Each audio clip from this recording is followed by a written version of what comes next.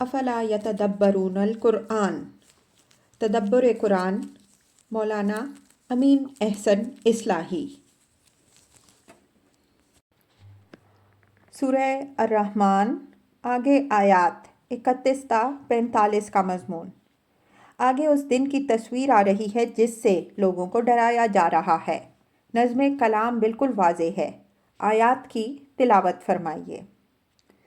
اعوذ باللہ من الشیطان الرجیم، بسم اللہ الرحمن الرحیم۔ سنفرغ لکم ایہا الثقلان فبأی آلاء ربکما تکذبان۔ یا معشر الجن والانس ان استطعتم ان تنفذوا من اقطار السماوات والارض فانفذوا لا تنفذون الا بسلطان فبأي آلاء ربكما تكذبان۔ يرسل عليكما شواظ من نار ونحاس فلا تنتصران فبأي آلاء ربكما تكذبان۔ فإذا انشقت السماء فكانت وردة كالدهان فبأي آلاء ربكما تكذبان۔ فيومئذ لا يسأل عن ذنبه إنس ولا جان فيومئذ لا يسأل عن ذنبه إنس ولا جان فبأي آلاء ربكما تكذبان۔ يعرف المجرمون بسيماهم فيؤخذ بالنواصي والأقدام فبأي آلاء ربكما تكذبان۔ هذه جهنم التي يكذب بها المجرمون يطوفون بينها وبين حميم آن فبأي آلاء ربكما تكذبان۔ ترجمہ: ہم تمہارے لیے فارغ ہی ہو رہے ہیں، اے دونوں جتھوں، تو تم اپنے رب کی کن کن شانوں کو جھٹلاؤ گے؟ اے جنوں اور انسانوں کے گروہ، اگر تم یہ نہ کر سکو تو بھاگ نکلو آسمانوں اور زمین کے اطراف سے، تو نکل بھاگو۔ تم پروانہ راہداری کے بدون نہیں نکل سکو گے، تو تم اپنے رب کے کن کن اختیارات کو جھٹلاؤ گے؟ تم پر مارے جائیں گے آگ کے شعلے اور تانبے، تو تم اپنا بچاؤ نہ کر پاؤ گے، تو تم اپنے رب کی کن کن قدرتوں کو جھٹلاؤ گے؟ پس یاد رکھو اس وقت کو جب آسمان پھٹ کر کھال کی مانند سرخ ہو جائے گا، تو تم اپنے رب کے کن کن کرشموں کو جھٹلاؤ گے۔ پس اس دن کسی انسان یا جن سے اس کے گناہ کی بابت سوال کی ضرورت نہیں ہوگی، تو تم اپنے رب کی کن کن شانوں کو جھٹلاؤ گے؟ مجرم پہچان لیے جائیں گے اپنی علامتوں سے، پس پکڑے جائیں گے چٹیا اور پاؤں سے اور جہنم میں پھینک دیے جائیں گے، تو تم اپنے رب کی کن کن قدرتوں کی تکذیب کرو گے؟ یہ ہے وہ جہنم جس کی مجرم تکذیب کرتے رہے تھے، وہ اس کے اور اس کے کھولتے پانی کے درمیان چکر لگاتے ہوں گے، تو اپنے رب کی کن کن شانوں کو تم جھٹلاؤ گے؟ الفاظ کی تحقیق اور آیات کی وضاحت۔ سنفرغ لکم ایہا الثقلان فبأی آلاء ربکما تکذبان۔ الثقلان سے مراد جن و انس دونوں من حیث الجماعت ہیں۔ جماعتی حیثیت میں چونکہ دونوں بھاری بھرکم بن جاتے ہیں، اس وجہ سے ثقلان کا لفظ استعمال ہوا ہے۔ اس لفظ کے استعمال سے اس چیلنج کی سنگینی واضح ہوتی ہے جو اس آیت میں جنوں اور انسانوں دونوں گروہوں کو بیک وقت دیا گیا ہے۔ مطلب یہ نکلا کہ خواہ تم کتنے ہی بھاری لشکر ہو، لیکن اللہ جل شانہ تم سے تنہا نمٹنے کے لیے عنقریب فارغ ہوا چاہتا ہے۔ فارغ ہونے سے اشارہ اس حقیقت کی طرف ہے کہ ابھی تو اس دنیا کا کارخانہ چل رہا ہے اور اللہ تعالیٰ کی حکمت کا تقاضا یہی ہے کہ یہ اپنی مدت پوری کرے، لیکن وہ وقت دور نہیں ہے جب یہ مدت پوری ہو جائے گی۔ اس وقت اللہ تعالیٰ اس دنیا کے نظم و نسق سے بالکل فارغ ہو کر بندوں کے حساب کتاب کی طرف متوجہ ہوگا اور ایک ایک کا حساب کر کے جس کو جس جزا یا سزا کا سزاوار پائے گا اس کو وہ دے گا۔ اس اسلوب بیان سے یہ مضمون بھی نکلا کہ یہ کام اللہ تعالیٰ سرسری طور پر نہیں بلکہ پوری یکسوئی سے کرے گا، اس لیے کہ یہی کام در حقیقت اس دنیا کے پیدا کرنے کی اصل غایت ہے۔ اگر یہ نہ ہو تو یہ دنیا بالکل بے مقصد بن کر رہ جاتی ہے۔ اس کے بعد آیت ترجیح ہے۔ یہاں اس کا مطلب یہ ہوگا کہ اس دنیا میں جو واضح دلیلیں تمہارے سامنے جزا و سزا کے حق پہ ہونے کی پیش کی گئی ہیں وہ تو تم نے رد کر دیں، لیکن اس وقت کیا کرو گے جب دیکھو گے کہ فی الواقع روز حساب آ گیا اور اللہ تعالیٰ کی عدالت قائم ہوگی؟ کیا اس وقت بھی جھٹلاؤ گے؟ اگر جھٹلاؤ گے تو آخر اپنے رب کی کتنی نشانیوں کو جھٹلاؤ گے۔ یا معاشر الجن والانس ان استطعتم ان تنفذوا من اقطار السماوات والارض فانفذوا لا تنفذون الا بسلطان فبأي آلاء ربكما تكذبان۔ یعنی اگر تمہارا گمان ہے کہ تم بالکل غیر مسئول اور مطلق العنان ہو تو ذرا اللہ کے بنائے ہوئے آسمانوں اور اس کی پیدا کی ہوئی زمین کے حدود سے باہر نکل کر دکھاؤ تاکہ ثابت ہو جائے کہ تم اس کی گرفت سے آزاد ہو یا ہو سکتے ہو۔ لا تنفذون الا بسلطان، لفظ سلطان اختیار و اقتدار کے معنی میں بھی آتا ہے اور سند کے معنی میں بھی۔ یہاں یہ اس دوسرے معنی میں ہے، یعنی تم لاکھ چاہو لیکن آسمانوں اور زمین کے حدود سے باہر نہیں نکل سکتے۔ یہ صرف اسی صورت میں ممکن ہے جب تمہارے پاس پاسپورٹ ہو اور یہ چیز ظاہر ہے کہ اللہ تعالیٰ کے سوا کوئی اور تمہیں نہیں دے سکتا۔ آگے آیت ترجیح ہے۔ یہاں اس کا مطلب یہ ہوگا کہ اگر تمہاری بے اختیاری اور بے بسی کی یہ دلیل بھی تمہاری سمجھ میں نہیں آئی تو آخر اپنے رب کی کن کن قدرتوں اور شانوں کو جھٹلاتے رہو گے۔ یرسل علیکما شواظ من نار ونحاس فلا تنتصران فبأی آلاء ربکما تکذبان۔ یعنی اگر تم میں سے کوئی اللہ تعالیٰ کے مقررہ حدود سے باہر نکلنے کی کوشش کرے گا تو اس پر آگ کے شعلوں اور پگھلے ہوئے تانبے کی مار پڑے گی اور وہ ایسی بے پناہ ہوگی کہ تم میں سے کوئی بھی اس سے اپنا بچاؤ نہیں کر سکے گا۔ شواظ من النار سے مراد شہاب ثاقب ہیں، جن کے متعلق قرآن مجید میں تصریح ہے کہ یہ ان شیاطین جن پر پھینکے جاتے ہیں جو ملا الاعلیٰ کے حدود میں در اندازی اور غیب کی باتوں کی ٹوہ لینے کی کوشش کرتے ہیں۔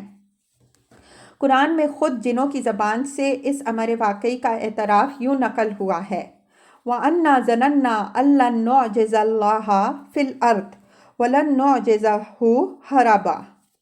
الجن 12۔ اور ہم نے اچھی طرح اندازہ کر لیا کہ نہ ہم زمین میں چھپ کر اللہ کی گرفت سے بچ سکتے ہیں اور نہ آسمانوں میں بھاگ کر اس سے نکل سکتے ہیں۔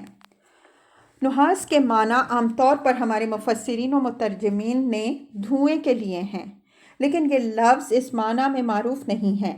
بعض اہل لغت نے اگرچہ ایک شاذ معنی کی حیثیت سے اس کا ذکر کیا ہے اور نابغہ کے ایک شعر کا بھی حوالہ دیا ہے، لیکن اول تو وہ شعر محل نظر ہے اور دوسرے یہ بات سمجھ میں نہیں آئی کہ دھوئیں کے لیے معروف لفظ دخان چھوڑ کر جو قرآن میں بھی استعمال ہوا ہے ایک غیر معروف لفظ لانے کی وجہ کیا ہے، جبکہ قرآن عربی مبین میں نازل ہوا ہے۔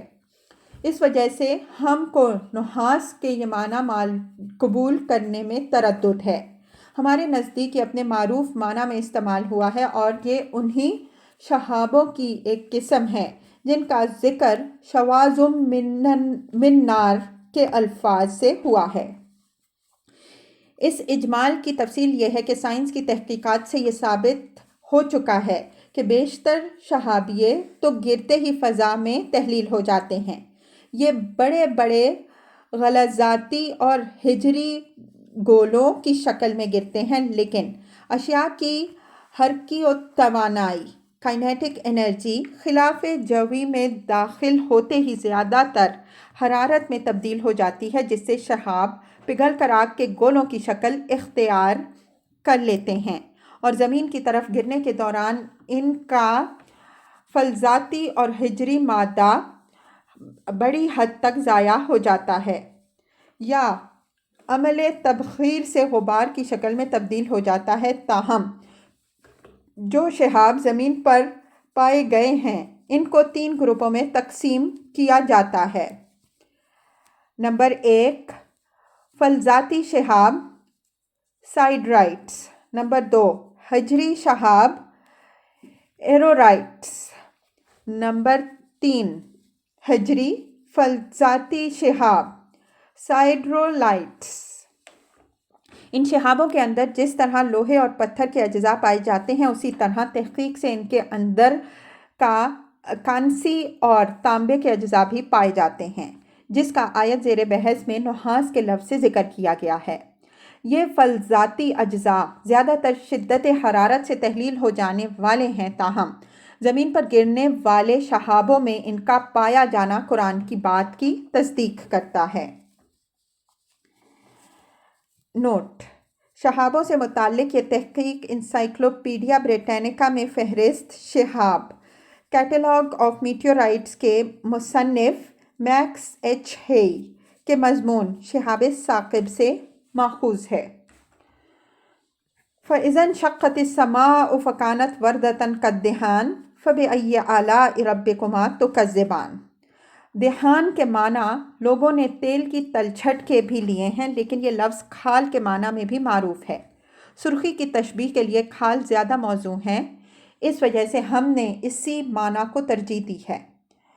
دوسرے مقام میں اِذَا السَّمَاءُ كُشِّطَتْ التَّكْوِيرُ میں بھی آیا ہے، جس کے معنی جبکہ آسمان کی کھال کھینچ دی جائے ہیں، یعنی جس طرح کھال کھینچ لینے کے بعد جسم کا گوشت سرخ سرخ نظر آتا ہے، اسی طرح آسمان بھی سرخ نظر آئے گا۔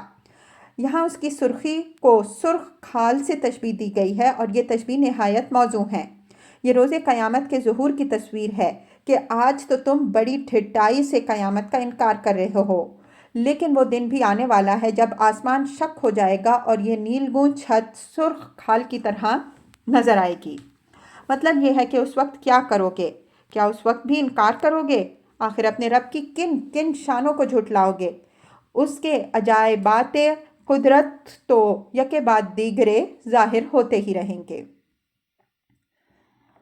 فَيَوْمَئِذٍ لَا يُسْأَلُ عَنْ ذَنبِهِ إِنسٌ وَلَا جَانٌ فَيَوْمَئِذٍ لَا يُسْأَلُ عَنْ ذَنبِهِ إِنسٌ وَلَا جَانٌ فَبِأَيِّ آلَاءِ رَبِّكُمَا تُكَذِّبَانِ يُعْرَفُ الْمُجْرِمُونَ بِسِيمَاهُمْ فَيُؤْخَذُ بِالنَّوَاصِي وَالْأَقْدَامِ فَبِأَيِّ آلَاءِ رَبِّكُمَا تُكَذِّبَانِ۔ یعنی اس مغالطے میں نہ رہو کہ اس دن تمہارے جرائم کی تفتیش و تحقیق کے لیے اللہ تعالیٰ اور اس کے ملائکہ کو کوئی محنت کرنی پڑے گی۔ محنت تو درکنار، کسی سے اس کے جرم کی بابت پوچھنے کی بھی ضرورت نہیں پیش آئے گی۔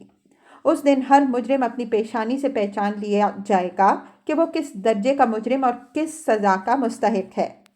سوال کی مختلف نوعیتیں ہوتی ہیں۔ یہاں جس سوال کی نفی ہے وہ تحقیق و تفتیش کی نوعیت کا سوال ہے۔